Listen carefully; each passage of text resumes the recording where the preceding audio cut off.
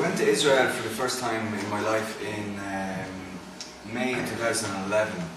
I applied for funding because I wanted to, after Operation Cast Lead, which was described in the Irish media as an absolute genocide, and I was intrigued by how something can be so black and white, and how we were fed good guys and bad guys in the Irish media. And I wanted to go and see, was this true? Like, is there any middle ground? Is there any... I believed what I read in the media. I wanted to go and see, was I right, basically. And hence the name 40 Shades of Grey, which, as I said to the rabbi already, I had about a year before that book came out. The reason I call it 40 Shades of Grey was because there's a traditional Irish song called 40 Shades of Green. So I kind of transferred that because I was looking to see, there must be some grey areas in between. But I will admit, I was bound by the standard Irish bigotry towards Israel. I fed into what I read in the papers, what I saw on the news. And then I applied for funding to go and make a film. And I went out there, and a series of events happened in the 2 months I was in the Middle East, which altered my perception. But I will say that it wasn't... I hadn't changed my mind completely even by the time I left Israel.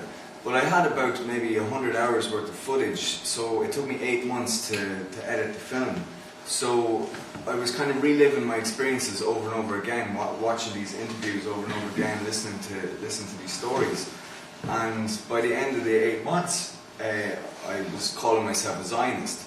And then, before the film came out in May 2012, I wrote an article to submit to the Irish newspapers, and my plan kind of backfired a little bit, because my plan was to send it to the Irish newspapers, safe in the knowledge that they'd probably reject it, and then I'd send it to the English newspapers, and that would be my story. It would be, look, Irish money, Irish filmmaker, but you won't even publish anything that's kind of in any way sticking up for Israel.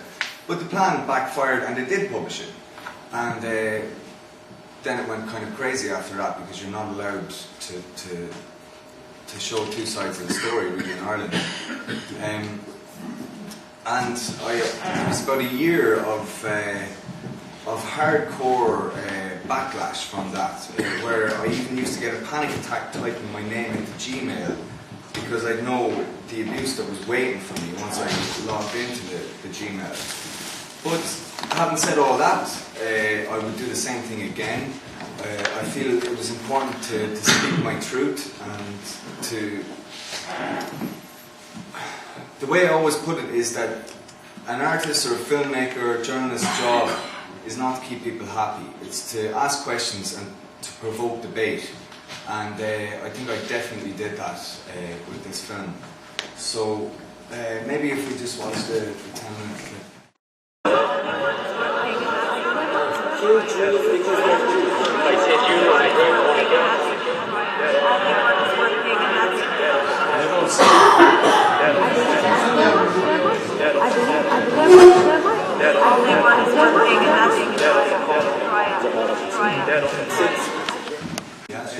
It's up on YouTube. Just type in 40 Shades of Grey. Yeah, so we'll be putting a link on the website so anyone can see it.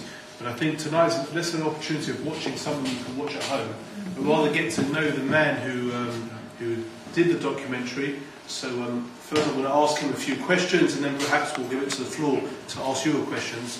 But in order to understand the person who came about to make this documentary and what his goal was to make the documentary, perhaps we can ask you, Nicky, to explain what it was like growing up in Ireland, what your background is, what your family was like, so we can get a picture of who you are. Well, my family is a standard Irish Catholic family, and there wasn't really much talk about the Middle East growing up, because we had our own problems just up the road. You know, we had people bombing and shooting each other an hour up the road. So, you didn't mind standing. Oh yeah. So, you know, we didn't really have time to be thinking about the Middle East, because we were thinking about what was happening in Belfast and Northern Ireland. So there's not really much information. I don't even remember anything as a child from the news of the Middle East, because the news, as I said, was totally dominated by Belfast. So, as I said, I bought into the media reporting on Israel, and it's only really in the last 10 or 15 years that Ireland has taken this dramatic anti-Israel stance. There's a lot of reasons for that. There's kind of a deluded friendship going on between the IRA and the PLO, and occupation and all this, and Irish people are very confused on this issue because there is no information available really. Certainly when I was growing up. So then actually going to Israel was such an eye-opener, and I really think that's the main problem, is the lack of information. That if people actually went out to Israel for a couple of weeks, they would change their mind, as I did, but people don't tend to go, and then the people that do go, you see very disappointing stuff written on the walls and all this IRA graffiti in the West Bank, and it's really pathetic, because the people who are doing this graffiti are 18, 19-year-old kids who weren't even alive when the troubles were going on in Northern Ireland. And it's become this kind of proxy war where people who feel like they need a fight, but the fight is over in Ireland, so they adopt this other struggle, and they don't really ask any questions. They just blindly take a new flag and start a new fight. And so you see all this kind of provisional IRA graffiti out on the West Bank, which doesn't make any sense really. So going out there, I was really ill-informed. I really didn't know what to expect, and I think that's the same for the majority of Irish people. Given your background of being Catholic and understanding that Israel is this country that was at war most of the time, was there no fear to get on that plane and go to a war zone? Well, if I'm being honest, that's what I was interested in. I kind of wanted to do a bit of action.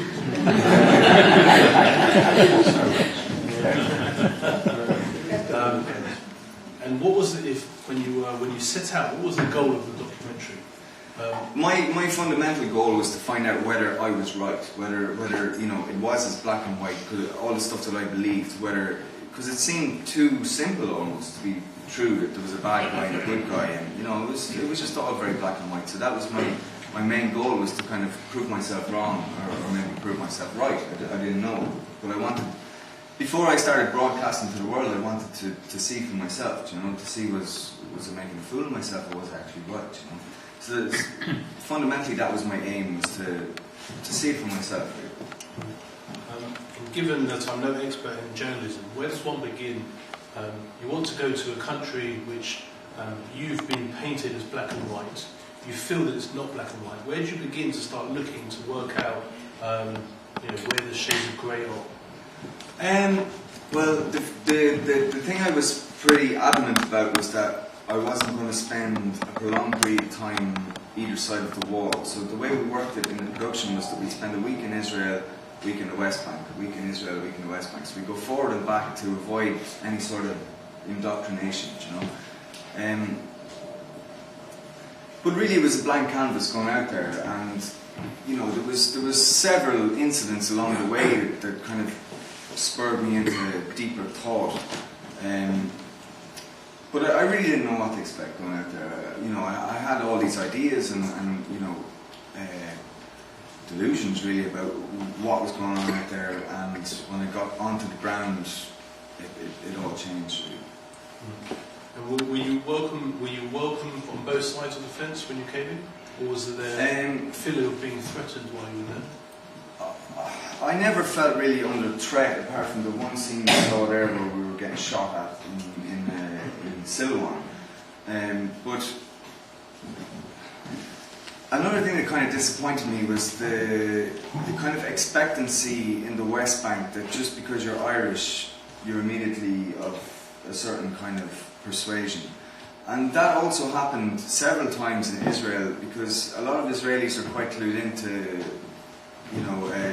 what countries support them and what countries don't support them, and a lot of them already knew before they met an Irish guy that this is probably going to be hostile, this is going to be a hostile arrangement.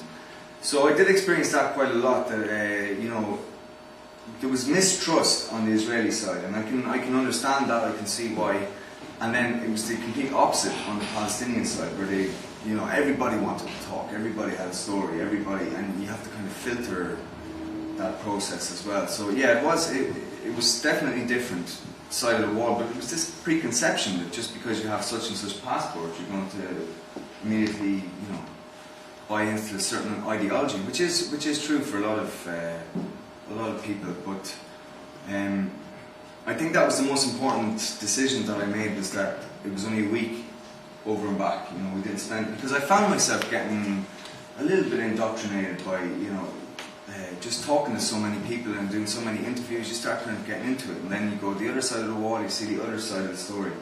And as I said, even leaving Israel, I hadn't fully computed my thoughts. It was a very long, slow process to come to the decision.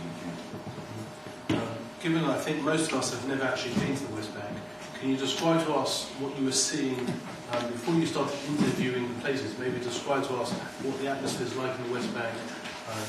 It depends where you go. Places like Bethlehem and Beit Jala are quite relaxed. You go to somewhere like Hebron, and you can feel the tension straight away. You walk in there, and there's an atmosphere. You can really feel there's a war going on.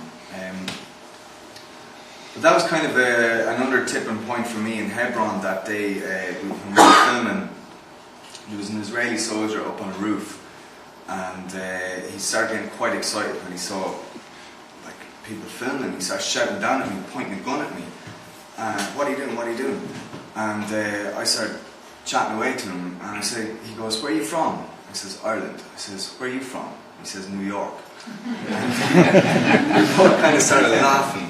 And then we had a 20-minute conversation about the various different Israeli beers, shouting up and down from the rooftop. And it was that moment I kind of felt, I could be friends with this guy if this was a different situation. He probably doesn't want to be up there pointing a gun at me. He's doing his duty, whatever. And there was a series of moments like that really humanized the story for me. What was the actual, the look of the West Bank in terms of, you hear that that it's very run down, they're very deprived. There's a lot of poverty that goes around. Is that what you noticed as you were walking in? Yeah, I mean, it's quite different when you cross over the wall. You're really, even though it's only meters apart, you're really going into a different world completely. And it's what the West Bank was as I imagined it would be, but Israel wasn't. Yeah, I mean, the first thing you notice is the noise and everyone speaks with their horns and shouting at you, and it's really frantic kind of place to be. Which can be interesting in itself, but can make for some very difficult filming when everyone is coming up running around you, and everybody wants to be in the film. So there definitely was from a feast to a famine. Like in Israel, it was so difficult to gain anybody's trust because we're Irish to try and cajole them into talking to us. Whereas in the West Bank, everyone wanted to talk, but it made for some very good backdrop, and it was very much a desert compared to Israel, which was much more developed.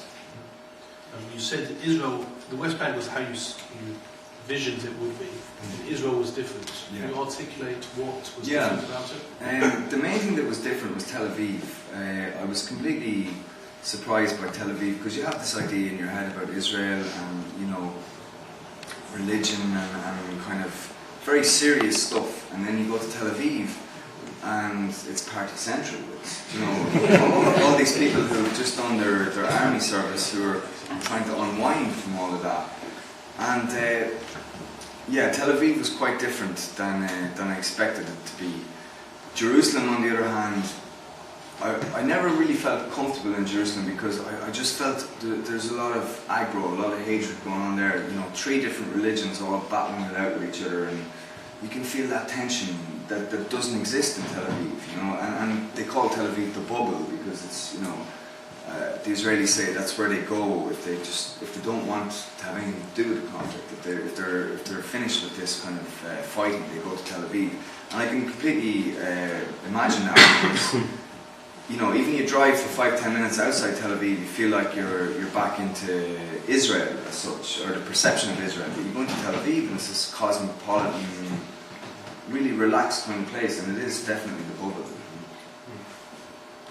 If you could summarise the tension in the West Bank from the Muslims, what would they describe to you as their tension and their complaints? The difference that I'm slow to say it's a Muslim thing. I think it's a wider thing. It's a Palestinian thing. Was that the one thing I noticed in the West Bank that I didn't notice in Israel was the kind of indoctrination that you'll have small 5-year-old kids. I took a sample from one of the sayings in that piece, going on about, you know, when I grow up, if I see a Jew, I want to kill him. All this kind of stuff. You don't get that really in Israel. It's a lot more relaxed and kind of open-minded, whereas it's very indoctrinated in the West Bank. I didn't go to Gaza because I thought I wouldn't get back out again. So I can only speak for the West Bank. And I'm kind of slow to say it's a Muslim thing. It's more so a wider Palestinian issue. Did you find any of them willing to talk to Israel that want peace, that feel that there is? Yeah, there was 1 or 2 people who worked. My cousin works for the two-state advocacy people, One Voice. So he set me up with a few contacts who were quite open-minded, liberal, educated kind of people, but it didn't really didn't speak for the wider population. In fact, you saw a part of an interview I did with Hind Khoury there, who was she's the former Palestinian ambassador to France. She's lived in Paris for 10, 20 years, so she's Europeanized in a way. But yet we had a major fight because she wouldn't condemn suicide bombing, and I was going, no, this is completely wrong. But she and this kind of shocked me that a westernized woman who went to great pains to tell me how westernized she was. But yet, when it came to the issue of suicide bombing, she was very steadfast in that, saying, no, that's, and that was a big tipping point for me. That really disappointed me that a Europeanized, westernized woman would still advocate the likes of suicide bombing. That was disappointing. And when you saw the Israeli side, did it give you hope that they wanted peace, that they were willing to? Yeah, most people did, but then when a big turning point for me was on the first weekend.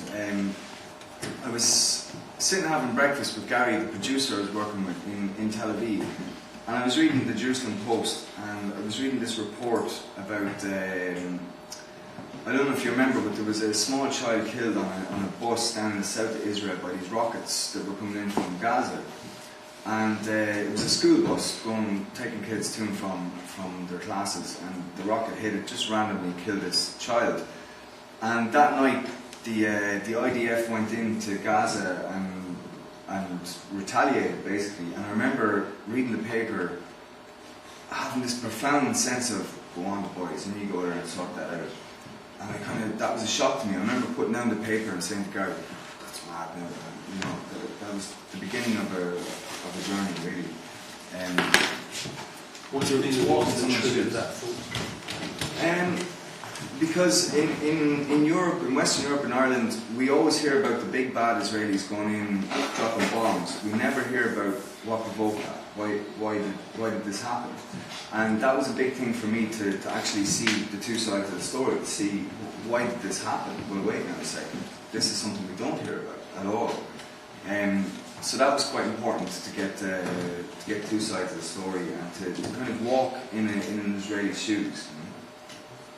Perhaps the last question before we open it to the crowd. You hear very often that the Israelis are treating the Arabs with contempt is the wrong word, but they purposely make them live in slums, and if you look at the difference between Israel and the West Bank and the conditions that they have to live in the West Bank, it's felt always very much as the Israelis are the ones who are causing them suffering. Was that your experience when you went in? I think that they're their own worst enemy in many ways, because as it was said in the film, you can't even decide who the enemy is really. It's anger and aggression all the time. it's just, it's so much more nuanced and complicated than I thought it was. You know, it's so deeply entrenched, and I kind of wish I could have spent more than 2 months there to really get my hands around it a bit more. Yeah, I mean, it was definitely a mind-blowing, life-changing kind of experience to spend 2 months out there. But I wouldn't ever claim to be an expert on it. You know, I was only there for a tiny amount of time, really, on the scale of things. Perhaps with Yeah. Sorry, you were saying at the beginning that, you know, the preconception basically the way that Israel was portrayed in the media when you were growing up, etc. And then, you know, obviously you touched, well, latterly on some of your conclusions, but maybe at a helicopter level, could you help us understand where you got to, having reviewed those tapes for 8 months, you know, and I suppose why? More helicopter view rather than maybe individual incidents. And then when you got back to Ireland and you showed the whole of the documentary, you know, what reception did you get from people you knew and others you didn't know? And I suppose why? You know, why isn't there a balanced view in Ireland or maybe in the UK as a whole? Well, to answer your first question, so let's just make sure everyone had the questions. I think there were 2 questions. Could we only, well, maybe 3. 2 questions. I think 2, but one is, can we just have an overview of what made him start to change his mind in terms of where he was coming from and where he now is? What made him change his mind? I think was the second question. That was the first question. And the second question was, why is it so biased in Ireland against the against the Israelis? Does that summarise what you asked? As you said, helicopter view. The ultimate helicopter view. When I got back from Israel, I got a tattoo saying "Never Again," because I was so profoundly touched by the struggle of the Jewish people. I suppose that's the most helicopter view I can give you. Well, never again, Holocaust. Yeah, and just this kind of suffering that is kind of washed over in Western media, is kind of, you know, pushed under the carpet almost. And then when you go out there and you meet people and you talk to people and you connect with people on a human level, you kind of say, this is really hardcore, and this is something that I don't think enough attention is being paid to. And there's this struggle, ongoing struggle that never seems to end. There's always somebody that's trying to shaft you. You know, there's always something continuously going on. So I came back from Israel with this really bursting urgency that I needed to tell this story. I needed to express this. Your second question about the reception was really quite surprising. That for a number of reasons, I wasn't surprised by the hatred and the hate mail, the death threats, all this kind of madness. Absolute obnoxious stuff, really personal, horrible things, where I got to a point where I couldn't even write my name into Gmail because I was afraid of what was going to come back out again. But on a positive note, I did get a lot of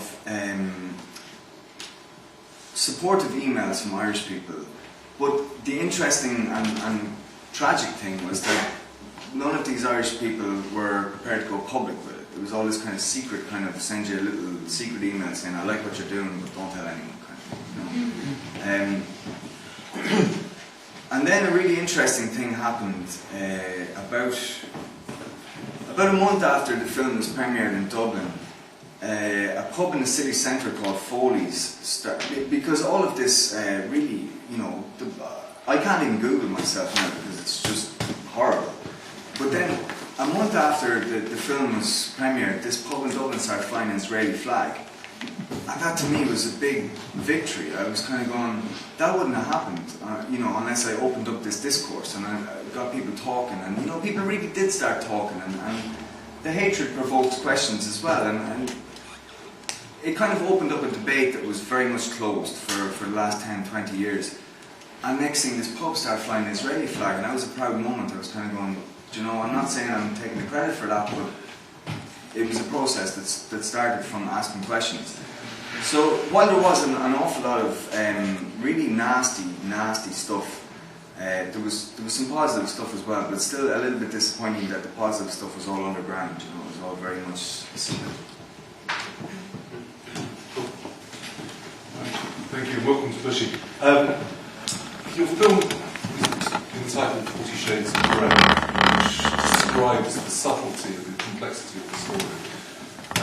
I think in a world of very short attention spans and rapid media changes, in some ways the Palestinian narrative, we're paying for Western guilt of the Holocaust, is much easier to explain and people to understand than the Jewish-Israeli narrative. After your journey and your exploration and your filming, is there an equivalent short narrative which perhaps Israelis or Jews could use to advocate their position in the same way the Palestinians can effectively advocate theirs? I think the Palestinians are experts at PR. They have a very slick, well-oiled machine going on there. And to be honest, I think the Israelis are disastrous. They are absolute disasters. And I understand why, because it's this kind of a view from a bunker where if everyone is attacking you, you're going to be always kind of on the back foot.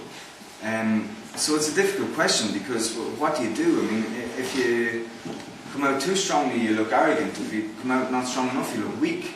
So it's about finding a balance somewhere there.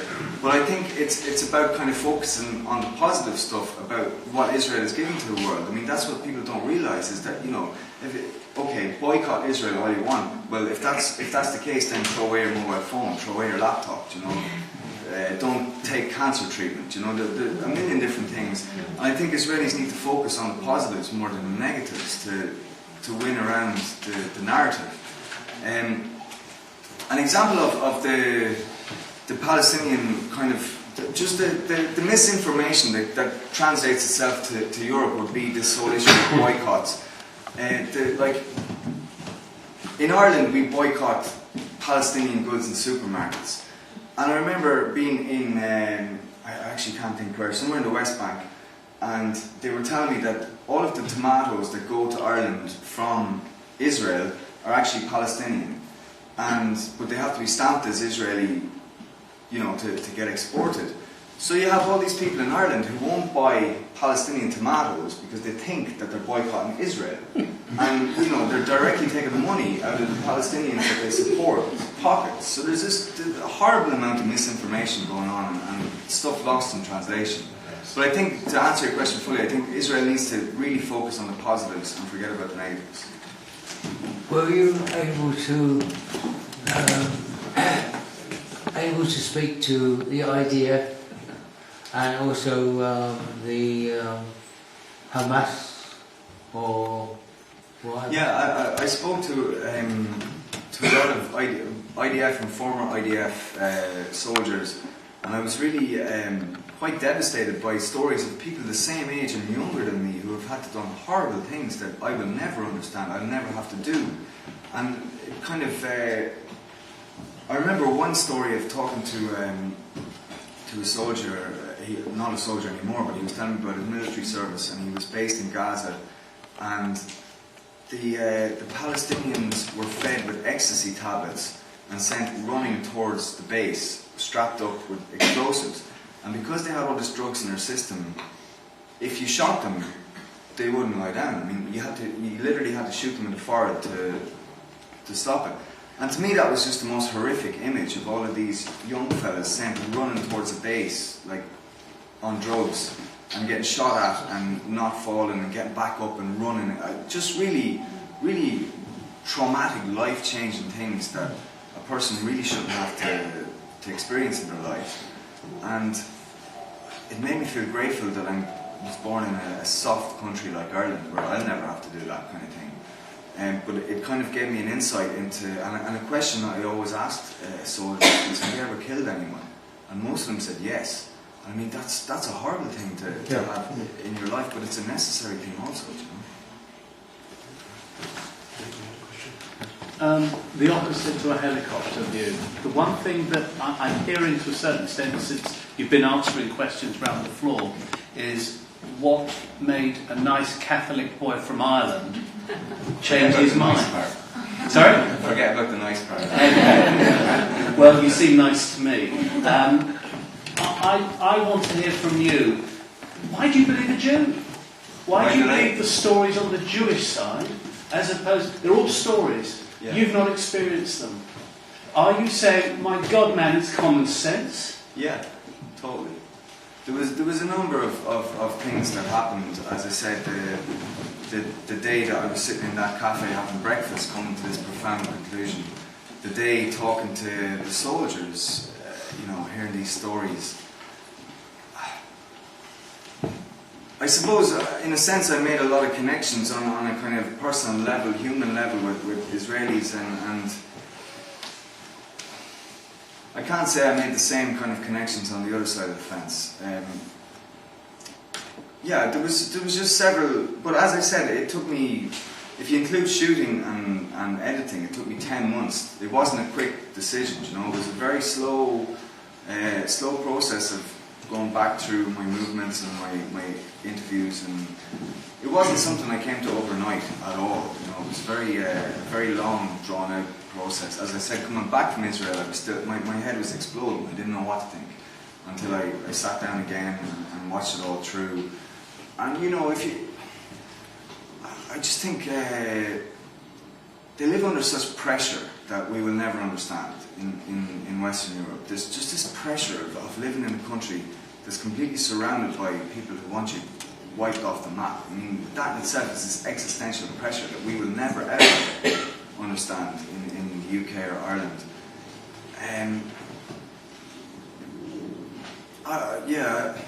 I don't know really. I can't give you any bullet points on it. It was a very, very long, slow kind of process. Can I say that it's really interesting for those that support for me, considering myself a Zionist and seeing the situation as complex, but to hear from you as a non-Jewish perspective, like that it's like looking in a mirror and thinking, oh, good, I'm not going mad, and thank you for that. The things I wanted to just ask you was, we hear from the other side often, it's not anti-Semitism, it's anti-Zionism. And I just want your perspective as a non-Jew coming from outside. How much of it do you think, because often we say, well, it's anti-Semitism, how much of it do you think is anti-Zionism? How much can the two not be separated? And the second thing is, I know you said you didn't like Jerusalem, but did you get a chance to visit the Irish pub?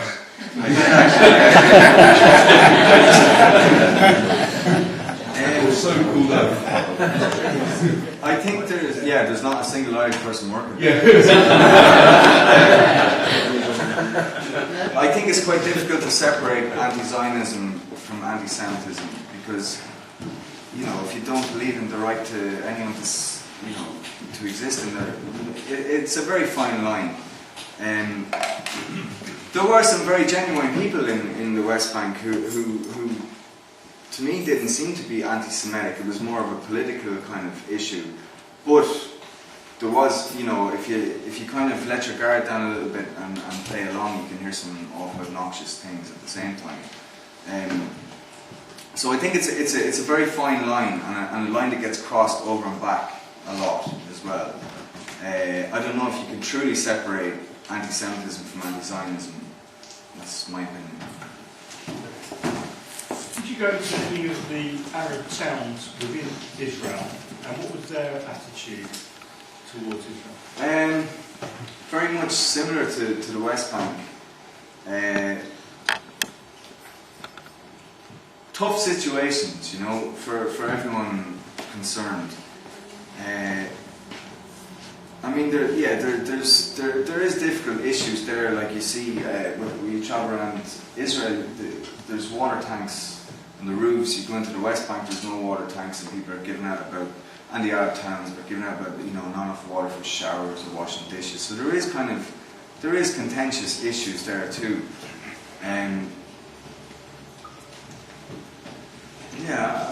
It's a difficult question. I mean, you're in the same landscape, but there's different attitudes. You know, as I said, I'm slow to jump down the barrel of anti-Semitism or, you know, any of that, because I do think there is very genuine people on both sides of the fence. But there is certainly more hatred in the Arab areas than there is in the Jewish areas. As I said already, it's ingrained from quite a young age. This doesn't happen in Israel, I don't think.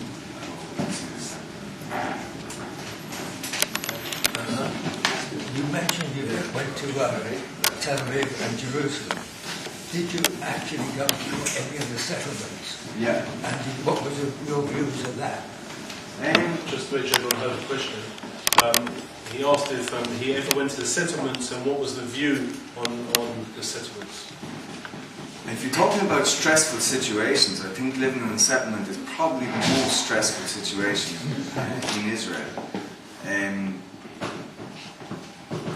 I really don't know how I feel about the settlements. Part of me says if maybe Israel should relax a little bit with this, because it's the bone of contention really in the media is the settlements, you know. But I'm slow to jump to any conclusions about it. But I think it's the one problem that's really sticking in the cause of Europeans in particular is this settlement issue. And I think if that could be resolved, that would be a massive stepping stone towards a broader kind of broader arrangement that would be less frantic and less aggressive. So I really don't know, to be honest with you, I don't know how I feel about the settlements. It's a difficult issue, you know. I'd be interested to see how your vision of the future, what the landscape might be. Do you have a sense of hope? Where, you know, how do you... As I said to the rabbi earlier today, in Ireland it took 800 years to get to a point where people weren't bombing and shooting each other. You guys have only been at it about 60 years, you know, you've a long way to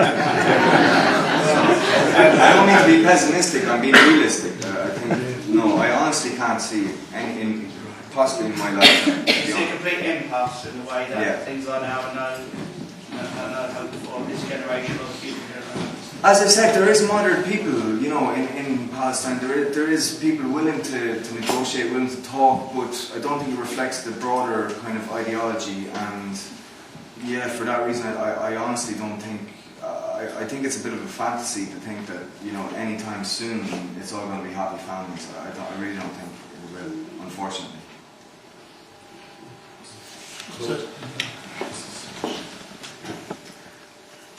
Hi, Nicky.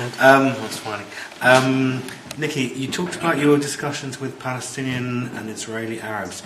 Did you sense any divisions between the Palestinian Christians and the Muslims, putting the Jews out of the picture in terms of the Palestinian Christians feeling persecuted by their brethren?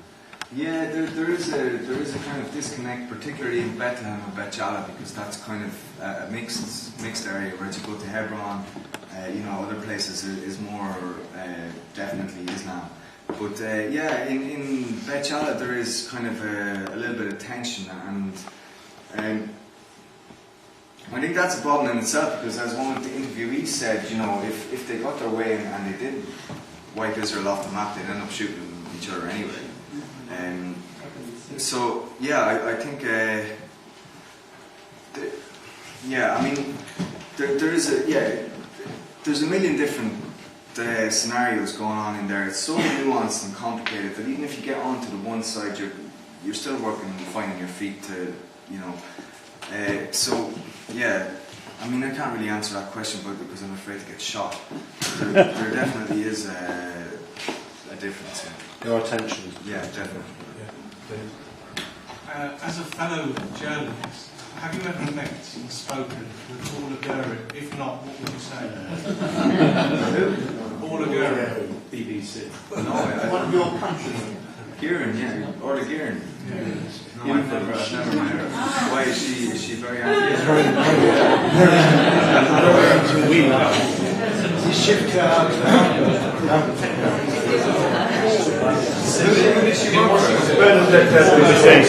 Sorry? There was a Middle East correspondent. Not now. Bernadette Devin's daughter. So are you saying sort of looking into the future, hypothetically 10 years hence, from what you saw, from what you experienced, have you any reason to hope that the situation might be any different then?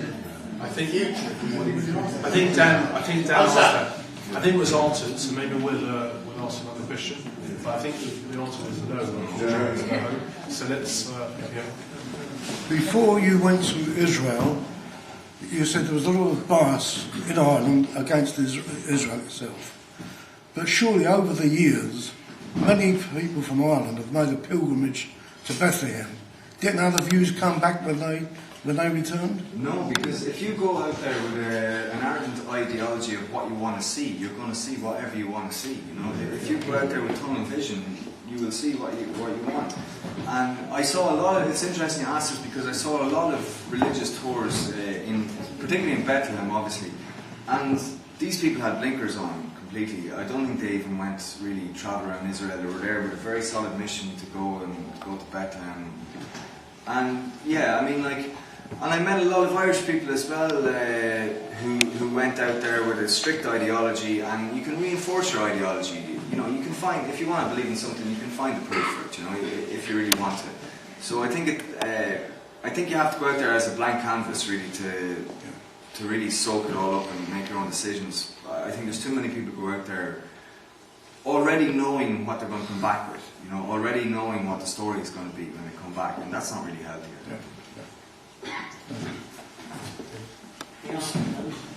Do you realise that really your picture, the whole picture, is really incomplete without having gone to Gaza and taken a look at what Hamas is all about? And secondly, did you get the opportunity to speak to any of the political leaders in Israel? Yeah, we spoke to a guy that's there, was in the clip, Sam Bahor, who owns the biggest telecommunications company in the West Bank, and he's also a member of parliament in the Palestinian parliament, and he was quite an interesting, open-minded guy, but I don't know really. I think I would have liked to have gone to Gaza, but we were told very stringently, if you go in there, we can't guarantee that you'll get back out again.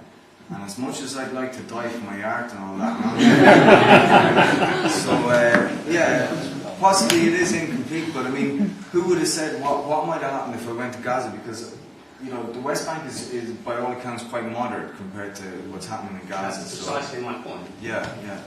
So I mean, I'll never know. I can't really answer that question. You know? And I doubt they'd let me in now after. I doubt I'd get out now. Nicky, your documentary appears from the clip you see, I haven't seen the whole thing, to be a very balanced resource and as such incredibly valuable material. Are there any moves? Have you taken any moves, or has anybody else taken any moves to present your film in any of the university campuses around the UK? And have there been any discussions there or feedback? I'd be interested to know. Yeah, I did. That's why I'm a little bit rusty tonight, because I actually haven't talked about this film for about a year and a half, or maybe a year. But in 2012, early 2013, we did screenings in Birmingham, Manchester, London, and in a lot of different universities. And that was interesting to kind of get a young British, Jewish British kind of viewpoint on it. So it has been kind of widely seen by people who should see it. I signed a distribution deal with a Canadian company who then printed a load of DVDs and left it on a shelf. So as a result, I put it up for free on YouTube because there was an awful lot of discourse about it online, and there was some very nasty things getting said. And I felt that I didn't have an opportunity to respond to this because anyone could just Google 40 Shades of Grey and they'd read all this nasty stuff, but they couldn't actually watch the film and make their own minds up. So I took the decision to actually put it up for the world to see for free on YouTube, just to kind of balance out the argument. So I'm quite happy that the people who should have seen it have seen it. You know, we did do a lot of shows up and down universities, did some stuff in other synagogues. So I was very busy for about 6 months, traveling around, talking about my experiences. So I can relax at night thinking that it's been seen by people who should see it. Israel is a very small country. How much of it did you see? Did you travel from the far north to the south? Did you go from Haifa down to the Negev desert? How much did you? How many places did you visit? I saw quite a lot. We went to Golan Heights. We went all the way down to Sderot, down by Gaza. We stayed in some kibbutzes down there. I was quite disappointed by the kibbutz because I had this mad idea of like this, industry going on, and I got there and it was more like a golf club. A little bit sedate. But I did see, I'm happy that I saw everything I wanted to see. I've since been back to Israel again, and I don't rule out further trip. But I was there. I was in the Middle East in the region for 8 weeks in total, and as I said, we spent 4 weeks in Israel and 4 weeks in the West Bank. So I'm quite happy that I. So aside from the politics, did you think it was a beautiful country? Yeah, I got horribly sunburnt in the Red Sea as well from floating up on the. And as a ginger, you know. So really spectacular country, and interesting to have that kind of climate and landscape with a very different type of rhetoric and politics, you know, because you go out to most places like that, and I think it's important to remember that it's the only democracy in the region, and you can feel that, you know, you can feel it. It's kind of interesting because although you look around at your surroundings and you feel like you're in the Middle East, it also feels kind of European in the attitude and the politics and such. Ask you, on the universities where you've shown your film, have you visited SOAS? Or if not, would you think of going there? It's the School of Oriental and African Studies, where there's quite a predominant anti-Zionist force amongst the students. No, I haven't been.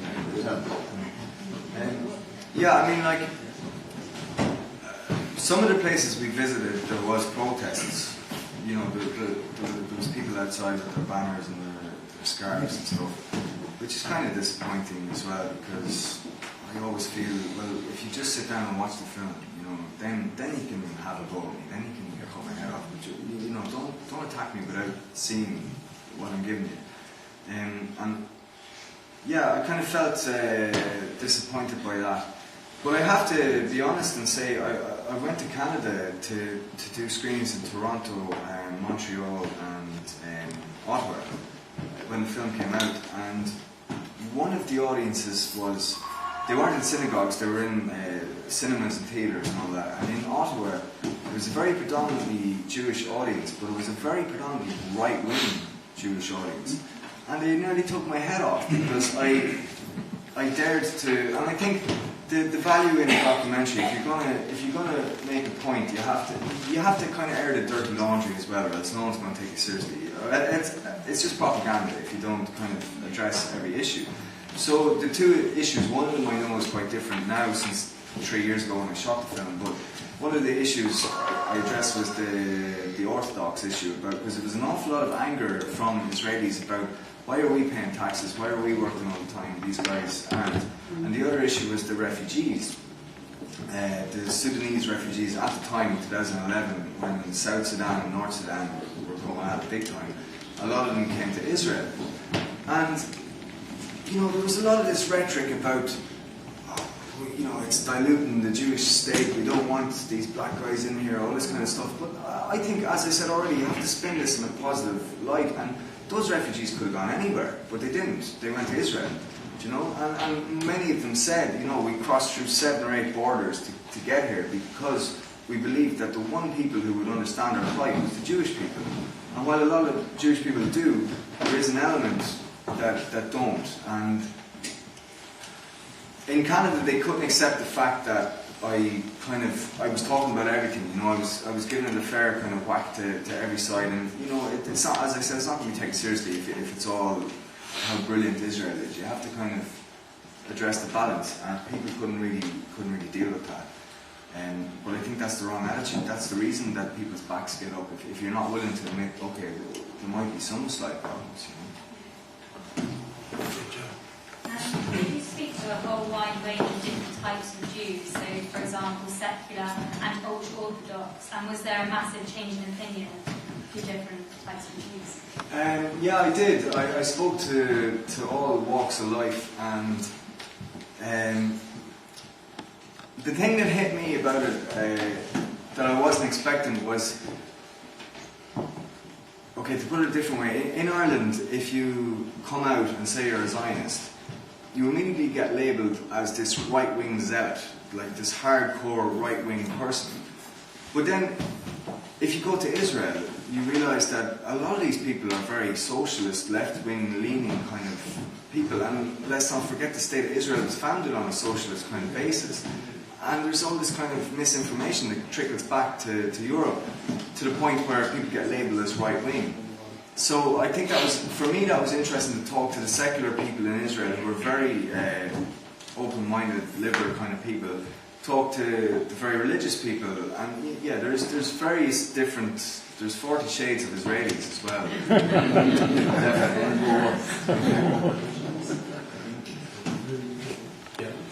Nearer home, the Northern Irish Protestants are set to wave Israeli flags.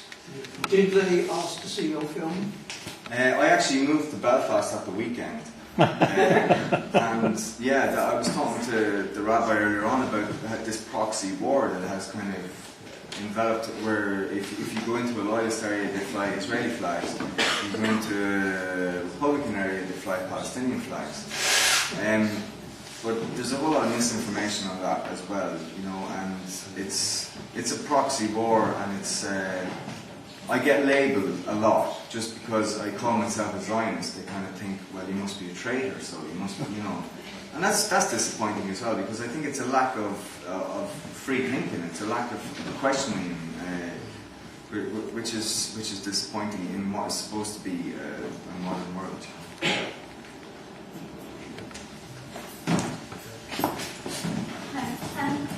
There's quite a strong thought in Israel from those who work within conflict resolution that rather than Americans, that the Irish and the British should be involved, or more heavily involved, in peace discussions, because of this that they have.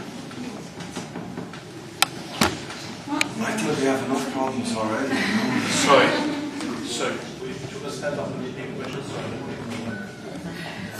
There's quite a strong thought in Israel amongst Israelis who work in conflict resolution that maybe the Irish and the British should be involved in the peace negotiations as opposed to just the Americans. So I just wondered what, Nicky, from an Irish point of view, what your thoughts are on that, whether the Irish and British could add something to the peace treaties and peace negotiations.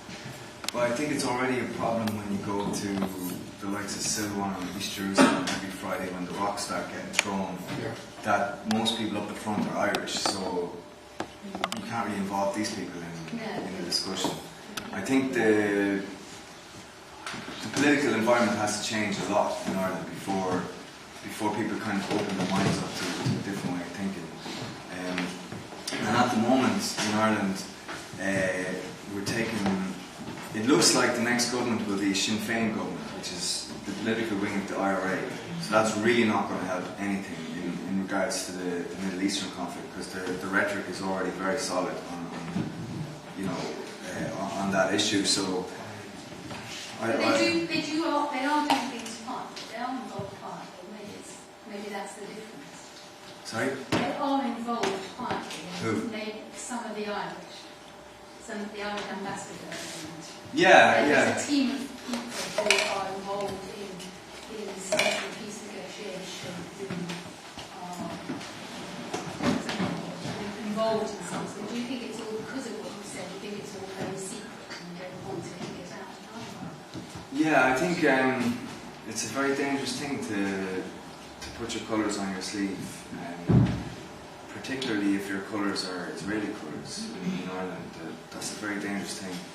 And yeah, I mean, a lot of people, as I said, I was surprised by the support I received, but it was all secret, all kind of like private emails. Nobody would go on the record as saying this. So I don't think we're maybe the right people to be dealing with this, because we already have a lot of prejudices and preformed ideas about something we really don't know much about. So possibly we're not the best people to be dealing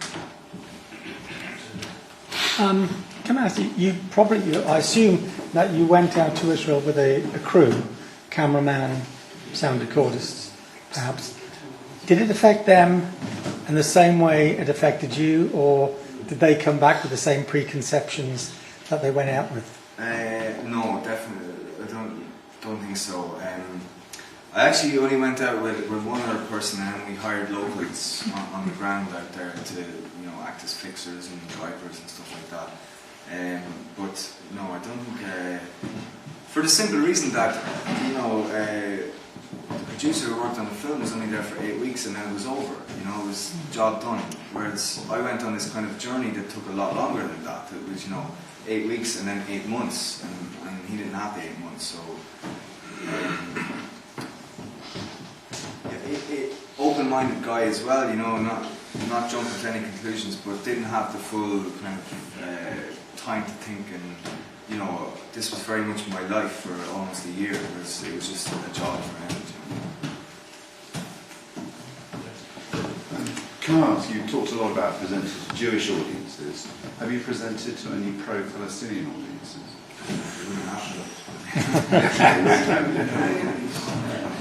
Not at all. Not even universities? No.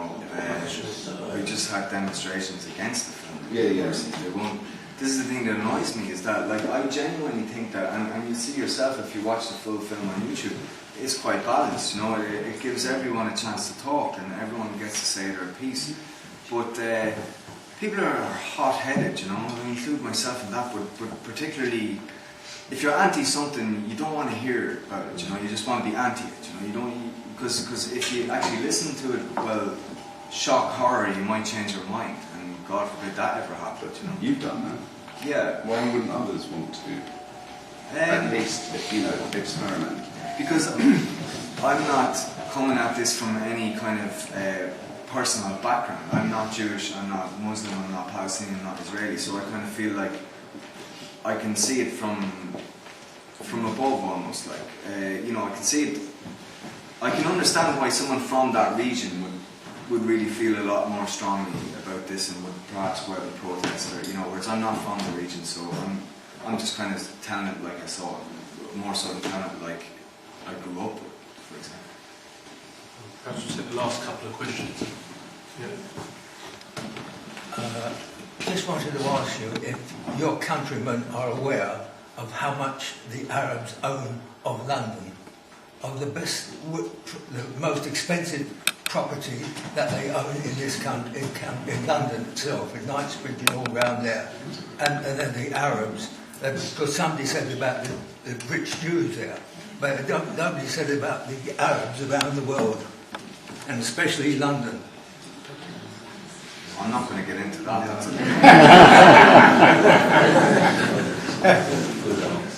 How have your family, your immediate family, reacted to the change in position that you've taken since you left Ireland to make this film in the first place?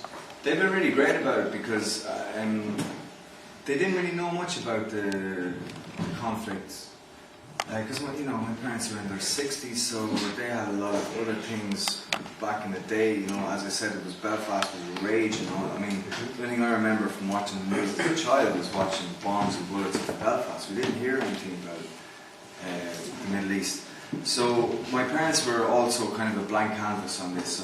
So There was no problems there, but I did lose a couple of friends over it. Like, there was a few people with very ingrained ideas about it who were just completely disconnected from me, which was quite disappointing. But I made a lot more friends as well on top of that, so it kind of balances out in the end. Perhaps we'll take the last question and then we'll wrap it up.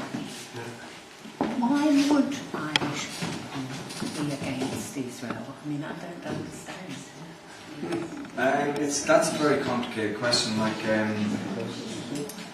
historically, there's been a lot of cooperation between the PLO and the IRA. Also, there's this word which gets bandied about a lot and really gets people annoyed of occupation. And we had our own dose of occupation, so a lot of Irish people would feel a solidarity with the Palestinians. And it's only a recent thing, well, a relatively recent thing. It's only in the last 15, 20 years. This was never the case, in the 60s, 70s. It's only quite recently, the 90s really, that has taken its grip.